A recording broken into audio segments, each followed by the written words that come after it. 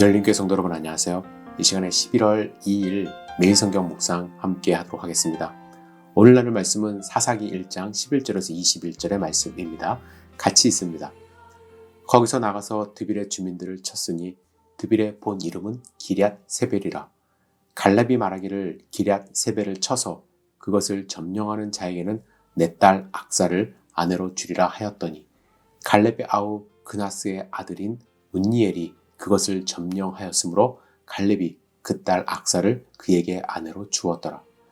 악사가 출가할 때에 그에게 청하여 자기 아버지에게 밭을 구하고자 하고 나귀에서 내리매 갈렙이 묻되 내가 무엇을 원하느냐 하니 이르되 내게 복을 주소서.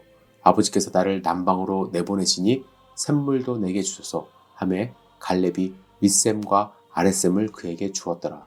모세의 장인은 겐 사람이라. 그의 자손이 유다 자손과 함께 종려나무 서급에서 올라가서 이랏 남방의 유다 황무지에 이르러 그 백성 중에 거주하니라. 유다가 그의 형제 시므온과 함께 가서 스밧에 거주하는 가나안 족속을 쳐서 그곳을 진멸하였으므로 그 성읍의 이름을 호르마라 하니라. 유다가 또 가사 및 그 지역과 아스글론 및 그 지역과 에그론 및 그 지역을 점령하였고 여호와께서 유다와 함께 계셨으므로 그가 산지 주민을 쫓아내었으나 골짜기의 주민들은 철병거가 있으므로 그들을 쫓아내지 못하였으며 그들이 모사가 명령한 대로 헤브론을 갈렙에게 주었더니 그가 거기서 안악의 세 아들을 쫓아내었고 베냐민 자손은 예루살렘에 거주하는 여부수 족속을 쫓아내지 못하였으므로 여부수 족속이 베냐민 자손과 함께 오늘까지 예루살렘에 거주하니라. 아멘. 시므온과 연합한 유다 지파는 그야말로 파죽지세로 가나안 땅을 정복했습니다. 70명의 왕을 상대로 무패를 자랑하며 잔인함을 보였던 아도니 베색을 이겼고 헤브론에 살고 있는 거인들과 싸워 이겼습니다. 여호수아는 죽었지만 그와 함께 전장을 누비던 유다 지파 출신 갈렙은 아직 살아 있었습니다.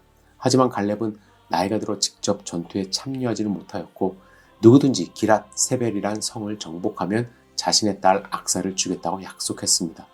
이에 갈렙의 조카인 운니엘이 용감하게 성을 정복하여 악사를 아내로 맞이하게 됩니다. 그런데 오늘 본문 19절을 보면 이런 말씀이 있습니다.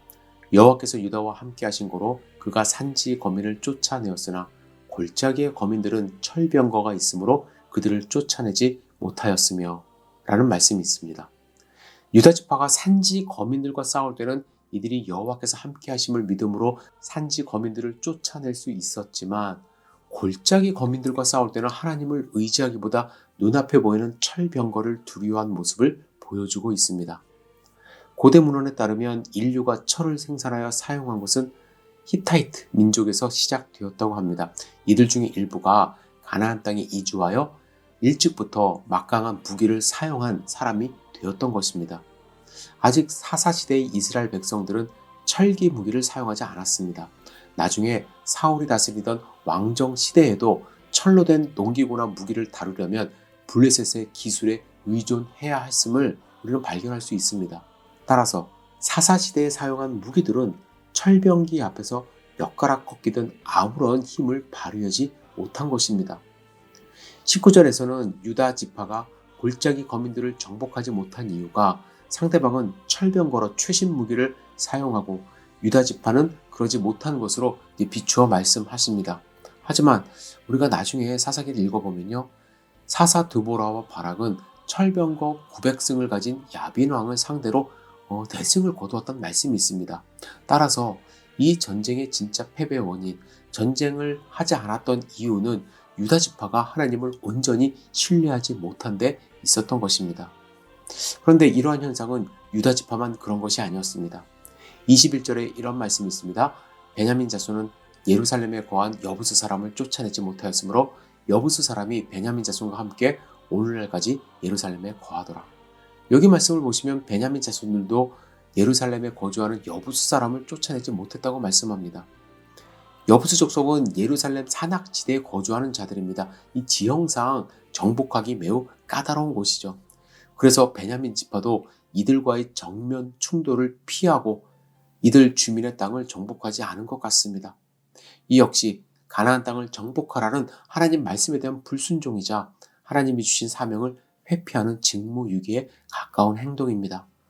이때 정복하지 못한 여부수 족속은 이스라엘 땅에서 계속 눈에 가시 같은 존재가 되어 이들을 괴롭힙니다. 결국 훗날 다윗이 왕이 되어서야 비로소 이 땅을 완전히 정복하게 됩니다. 비록 유다 지파는 초반에 열심히 땅을 정복했지만 적을 두려워한 나머지 철병기를 갖고 있는 골짜기 거민은 남겨두게 되었고, 베냐민 지파도 공격하기 어려운 산악지대 사는 여부수 거민들은 남겨두었습니다.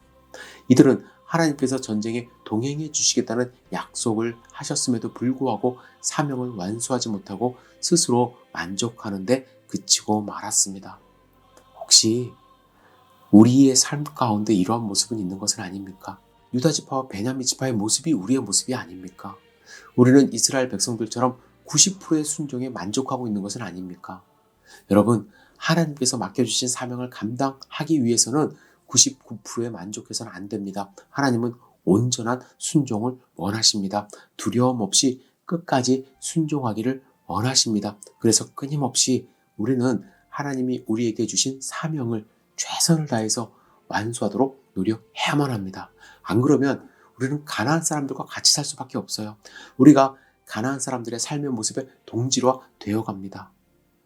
사랑하는 성도 여러분, 이스라엘과 함께 하시겠다고 약속하신 하나님, 우리와 동일하게 함께하고 계십니다. 주님과 동행하며 자기 만족 수준에서 사명을 멈추는 것이 아니라 하나님이 주신 이 사명을 끝까지 최선을 다해 온전히 완성하는 하루, 우리의 남은 생애가 되기를 주님의 이름으로 축복합니다. 기도하겠습니다. 전능하신 주님, 혹시 눈앞에 보이는 철병거가 두려워 멈칫거리는 것은 아닌지요? 또 여부수 주민들처럼 상대하기 까다롭다는 이유로 그냥 멈춰버린 우리의 정복 전쟁이 아닌지요? 주님, 하나님의 백성으로 끝까지 하나님의 말씀을 의지하며 살아가는 순종하는 백성 될 수 있도록 인도하여 주시옵소서. 오늘 하루 주님의 말씀을 의지합니다. 예수님의 이름으로 기도드렸사옵나이다. 아멘.